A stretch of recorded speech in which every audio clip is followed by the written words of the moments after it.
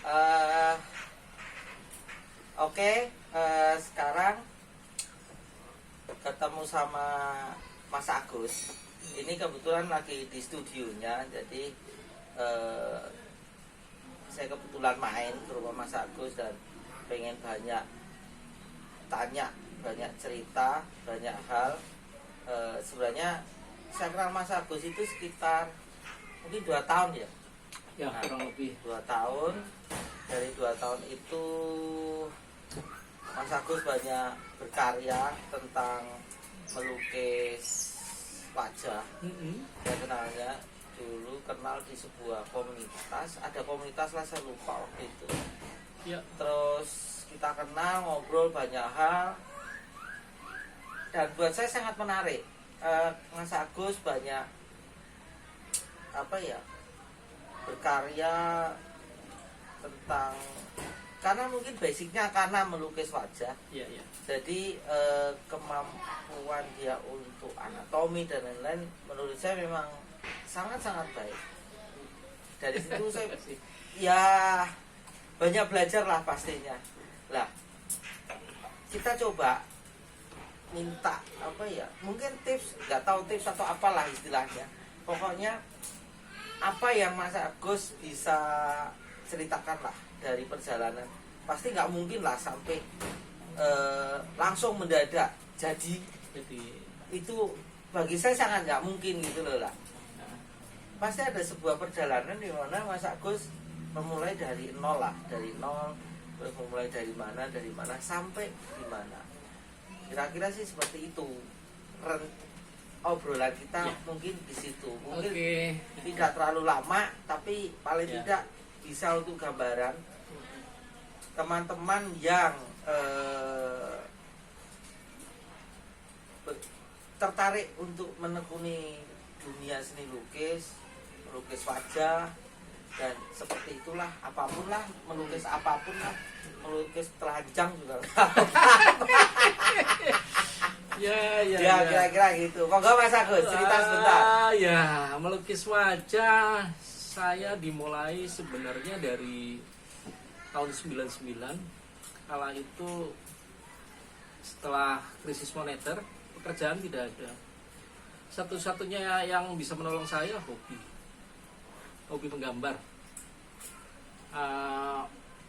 Kebetulan saya punya teman di Blok M di Jalan Melawe, dan saya bisa langsung buka tempat di sana. Pertama tentu nggak mudah, karena kan memulainya, karena di jalanan itu kan di samping memang tidak boleh untuk, karena dianggapnya bukan seniman tapi pedagang kaki lima yang membuat kumuh jalanan, dan itu berat sekali kalau itu. Jadi diusir, buka, tutup gitu. Ya kas jalanan seperti itu ya, kucing-kucingan. Satpol PP. Nah, itu dimulainya dari situ. Terus ketika pertama buka orderan, mungkin waktu itu nilainya masih kecil, paling untuk ukuran A3 50.000 atau 70.000 gitu ya tahun itu. Karena memang belum bagus juga. Wong dapat satu kerjaan aja nanganinya gemeteran, apa ya bisa mirip atau enggak. Ya, setelah lulus 1-2 pekerjaan, akhirnya saya bisa buka di emperan toko Melawe dengan membeli bahan bingkai dan segala macam dari uang pertama itu yang membuat bisa untuk menggambar. Soal teknik sih, pertama kebanyakan ya pakai grid, nggak langsung lah ya, kecuali memang kalau ada event model lukis langsung, ya baru langsung. Walaupun dengan jantung yang berdebar-debar. karena dikomplain gak mirip kan. Saya pun gak bisa sampai sekarang. Iya. Nah itu salah satu problem. Nah ketika itu mungkin untuk menggambar satu wajah bisa membutuhkan 4 harian. 4 harian. Satu wajah 4 hari. 4 hari dengan jantungan yang super dadiduk. Ukuran Ukuran biasa 40-50. Nah kalau sekarang mungkin 5 jam udah selesai. karena 20 tahunnya itu kan. Iya, jadi proses perjalanan itu membuat bisa tahu media sampai begitu detail dan akhirnya bisa menemukan trik-trik untuk mempercepat pekerjaan. Ngakalin lah. Ngakalin. Gitu. Tapi ngakalin dalam positif kan? Iya tentunya. Karena kita udah hafal grip warnanya, jadi warna-warna dasar, warna ini sampai finishing touch-nya lebih selesai, lebih nyaman. Gitu. Nah ketika waktu itu berjalan terus kesulitan era itu belum ada seperti sekarang, tidak ada WA, tidak ada BBM mungkin belum, BBM mungkin belum, belum lah, belum. Nah di situ masih pakai telepon rumah yang numpang di tetangga, karena kan kita pendatang ya, nggak punya telepon rumah, akhirnya numpang sama tetangga nomor teleponnya. Nah di situ bisa komunikasi.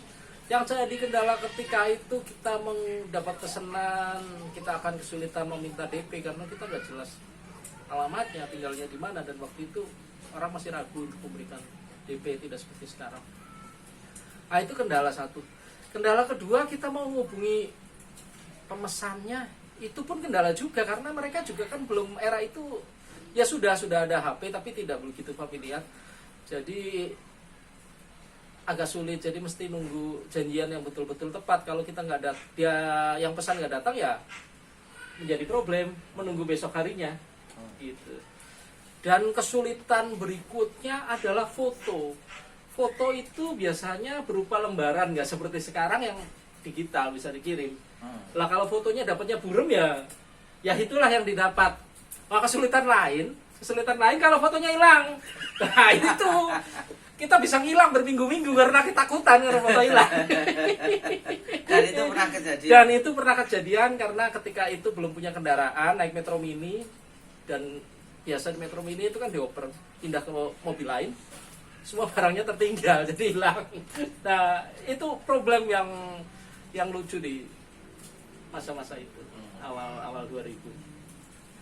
Gitu. Berjalan sampai sekarang. Perjalannya waktu sampai sekarang akhirnya bisa melukis foto, walaupun lebih banyak potret karikatur. Sebenarnya bukan karikatur, cuma badan yang dikecilin aja. Karena menyajikan karikatur murni di jalanan itu belum nyaman buat orang tertentu yang akan kasih hadiah. Dan karikatur itu kan mungkin ya pemahaman saya masih terbatas pada bahwa karikatur itu kan dulu dikenal sebagai gambar sindiran. Ya, dan kontennya negatif. Lebih bukan negatif sih, mungkin, tapi kontennya terkesan kadang negatif. Ya. Akhirnya orang agak enggan dengan itu. Mungkin akhirnya diakali dengan cara yang seperti sekarang wajah tetap potret, badan dikecilkan. Itu menjadi seperti sampai sekarang menjadi orang tahunya itu karikatur. Padahal sih waktu itu karena kebanyakan itu untuk hadiah atasan atau perpisahan atau ulang tahun, nggak mau misalkan mukanya dibuat distorsi karena kekurang nyamanan sang pemesan, takut yang tadi seperti dibilang Mas Deskap menyinggung. Akhirnya ada toleransi itu malah keterusan sampai sekarang, dan kebanyakan pemesannya untuk perusahaan-perusahaan dan departemen atau instansi-instansi karikatur yang seperti itu yang melakukan. Kesulitannya membuat karikatur seperti itu, kita harus memahami tema, siapa yang pesan, untuk acara apa, misalkan perpisahan, ulang tahun, ini segala macam, kita harus bisa diskusi dengan pemesannya. Kesulitan terberatnya biasanya waktu yang sangat mepet, biasanya sehari 2 hari, karena kebutuhan itu kan untuk acara perpisahan atau ulang tahun yang nggak mungkin acaranya diundur gara-gara lukisannya belum siap, belum jadi. Jadi dengan tekanan waktu yang begitu itu, saya harus bisa beradaptasi. Pernah ya pengalaman, nggak tahu, pernah ditolak, istilahnya gini, bikin orang pesan jadi ditolak, dikembalikan. Tentu pernah, dalam 20 tahun ya tentu banyak. Kalau yang nggak diambil banyak. bertumpuk-tumpuk. Udah dibayar? Biasanya DP udah dibayar, mungkin itu ABG gitu ya, pacaran bikin lukisan, putus atau lukisan pernikahan udah dilukis detail, taunya cerai atau apa, dan itu nggak diambil. Terus ada suatu hal, misalkan orangnya keburu ke luar negeri atau apa, itu udah batal. Berarti ada lah. Ada, dan yang nggak mirip tentunya ada. Kan seperti tadi saya bilang di awal-awal, itu kan karena bentuknya berupa foto yang kita contoh. Foto itu kalau buram ya kita kan bingung. Ya seadanya foto begitu disajikan kan belum tentu sama yang diharapkan dengan pemesannya. Seolah-olah berharap pemesannya lukisan itu HD gitu loh, detail gitu loh. Padahal kita ketika itu belum sampai di situ. Jadi awal tetap meraba-raba ya kan? Tetap meraba-raba dan banyak kebetulannya. Kalau enggak ya itu banyak yang nggak diambil ketika itu seperti itu. Tapi kalau sekarang mungkin kalau nggak diambil karena apa ya, kalau nggak mirip kayaknya sih sepertinya malah ya mungkin karena gini, kalau sekarang mirip karena sudah sering mengerjakan, akhirnya sudah tahu trik-triknya mengerjakan itu. Ya. Apalagi sekarang di media sosial, di Facebook, di YouTube segala macam banyak teknik bagaimana cara melukis foto supaya mirip, bisa dengan grid, bisa dengan proyektor, bisa dengan banyak hal. Ini menarik. Ini beberapa obrolan itu jadi sebuah apa ya, kontradiktif menurutku ya, antara menggambar wajah. Jadi gini, ada pelukis, saya nggak usah sebut nama orang lah, bagi saya nggak etis lah ya. Tapi ada pelukis yang realis itu menggunakan proyektor. Oke. Lukisan tembak dong, dah jadi mirip. Ada yang bilang bahwa itu boleh. Ada yang bilang itu tidak boleh. Saya nggak mau, kalau saya sendiri sih jujur saya berada mencoba di tengah-tengah. Saya nggak mau membela siapapun karena bagiku setiap orang kan punya gaya dan cara masing-masing. Mas Agus kan punya, ya menurut saya pengalaman sekian puluh tahun. 98 itu aku lulus SMSN. Nah, ya 98 aku lulus SMSN. Mas Agus sudah mulai hidup dengan itu. Menurut Mas Agus, kalau orang itu menggambar dengan proyektor, benar atau tidak? Pada konteks tertentu kalau menggambar kan menggambar pesanan dengan ukuran kecil ternyata tentu nggak membutuhkan proyektor. Tapi kalau untuk menggambar dengan ukuran yang jumbo, selain misal kalau di kanvas kita kalau mau pakai grid, walaupun saya belum melakukannya, pakai grid kanvasnya garis-garis gitu kotor banyak cemang-cemong. Akhirnya kalau memang menggambar potret yang akurat ya, satu-satunya menggambar foto yang akurat menurut saya ada proyeksi mata yang baru diperkenalkan banyak teman itu, dan grid banyak dilakukan pelukis luar juga, pelukis wajah luar, karena menuntun kolom per kolom. Nah itu otomatis bisa. Tapi proyektor untuk media kecil tidak perlu. Kalau gede saya rasa oke lah, gitulah. Apalagi era sekarang melukis mural. Loh kalau segede-gede tembok gitu, bikin distorsi atau apa-apa tanpa buat konsep dulu di komputer, terus dipindahkan ke dinding dengan manual, akan kesulitan lama. Bisa tapi lama. Sebenarnya menurut saya itu suatu proses mempersingkat waktu aja pekerjaan. Kalau umpamanya melukis total pakai proyektor sebagai gridnya, gimana? Kalau melihat pada hasil akhir sih nggak apa-apa sebenarnya menurut saya. Bukannya pelukis dulu, terutama pelukis poster bioskop sudah melakukannya lebih awal. pelukis poster bioskop kan menggunakan proyektor film yang ditembakkan ke kain besar, kemudian diikuti warna seperti itu. Sudah ada sebetulnya seperti itu. Berarti kan sebenarnya cuma masalah perbedaan pada pemahaman teknik. Ya, Teknik saja seperti apa. ya. Tak beda jauh dengan orang pakai grid atau pakai skala atau pakai apa sebetulnya. Menurut saya seperti itu. Oh iya iya. Oke oke. Sekarang banyak menggunakan media apa? Terbanyak masih pensil. Pensil. Pensil warna. Menentukan harga. Tentu karena di kaki lima itu kan maunya instan, cepat, murah. Itu kayak Terjangkau ya. Enggak cuma di kaki lima, mau di mall, mau di mana pun sama. Terjangkau. Salah satu menyiasati terjangkau bisa dengan cepat ya pensil warna atau pensil charcoal atau apapun yang berupa sifatnya kering. Kalau cat minyak atau ini kan nggak bisa instan 1 hari selesai. Saya kebetulan belum bisa seperti itu. Tapi kalau pensil otomatis bisa cepat. Termasuk Gini, menentukan harga. Katakan gini, A3 umpamanya, A3 berapa gambar segini? Satu kepala 100.000 umpama, iya gambarnya 100.000 sih. Satu kepala 500.000 umpamanya. Terus tambah 2 kepala, jadi tambah per kepala lagi, jadi saya tambahin 100.000. Perhitungan dari mana? Apakah kesepakatan bersama dari teman-teman pelukis di lingkungan Mas Agus, ataukah Mas Agus menentukan harga sendiri?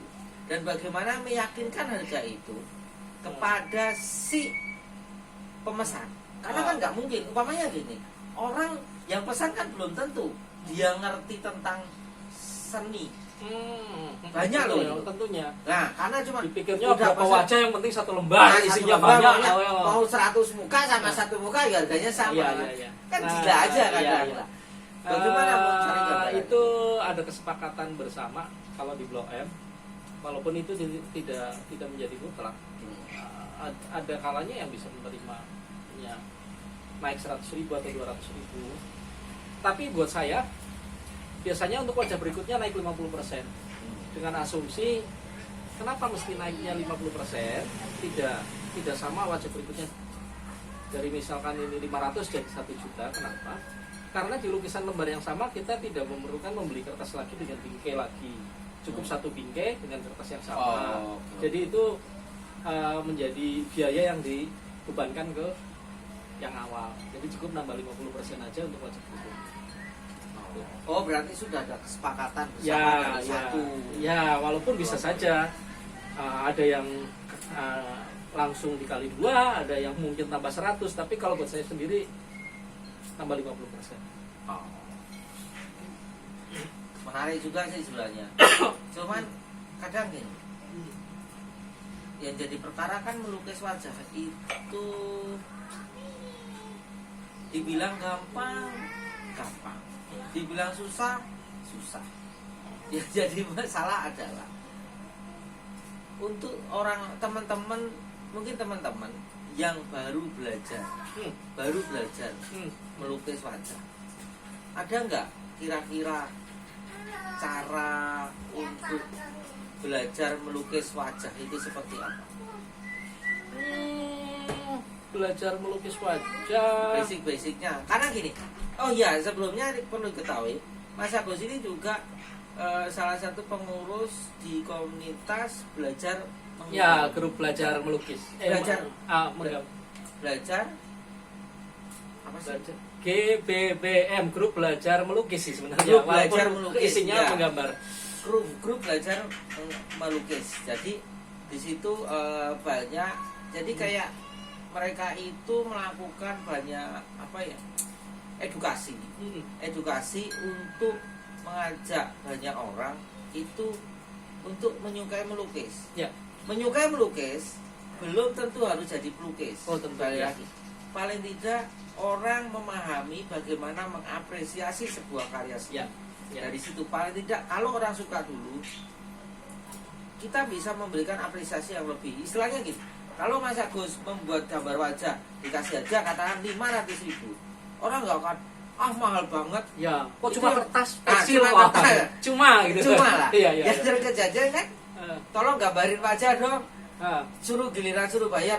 Itu kan gampang. Tetapi giliran dibalik. Lah kalau gampang kenapa Anda nyuruh saya? Lah saya nggak bisa. gitu. Lah ketidakbisaan orang itu, itulah pekerjaan kita gitu loh. Pekerjaan Mas Agus dan teman-teman pelukis yang lain yang menggambar wajah. Iya. Lah paling tidak memberikan edukasi itu. Lah balik lagi, bagaimana agar anak-anak muda, orang-orang baru yang baru belajar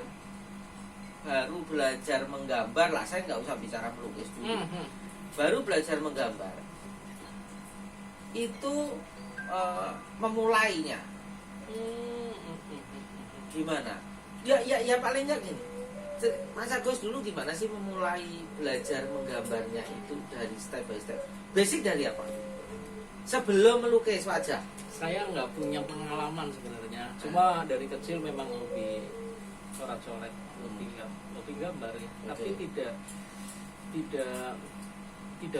tidak profesional untuk profesi, artinya ya hanya iseng-isengannya aja. Karena benturan tadi akhirnya membuat menjadikan profesi. Sebelumnya Mas Agus itu bekerja bidang apa? Oh iya, jauh banget. Saya kantoran, kerja kantoran. Karena saya Kantor apa? Bank? Enggak, saya dulu di telekomunikasi. Oke. Dari telekomunikasi. Ya. Nah, sebenarnya kan bisa diambil kesimpulan bahwa belajar melukis, belajar menggambar, bisa melukis. Bukan soal Anda lulusan apa. Oh iya, tentunya saya Ya. dari SMEA malah Nah, loh. SMEA loh. Terus komputer akuntansi, dan saya orang kantoran. Lah, dari SMEA ke komputer akuntansi sama sekali tidak ada basic pendidikan seni, Ya. hanya sebatas suka, oke lah. Oh iya, suka-suka. Katakan suka aja. Terus akhirnya mencoba menggeluti bidang itu. Jadi saya semakin percaya bahwa tidak ada jaminan bahwa karena Anda lulusan seni, bidang seni, Anda pasti sukses, Anda pasti berhasil. Ya, kesuksesan setiap orang pasti berbeda lah. Kita nggak bisa mengatakan membandingkan kesuksesan Mas Agus dengan kesuksesan saya atau teman-teman yang lain. Setiap orang punya nilai kesuksesannya masing-masing. Tapi satu hal yang bisa diambil adalah bahwa semua bisa dipelajari. Menggambar dan melukis wajah bisa digambar. Nah, yang coba kita cari tahu adalah bagaimana memulai itu. Mas Agus memulai itu. Bagaimana Mas Agus bisa memulai menggambar wajah itu. Dari orang lulusan apa? SMEA. Komputer akuntansi dan bekerja di telekomunikasi. Bagaimana tahu-tahu berubah 180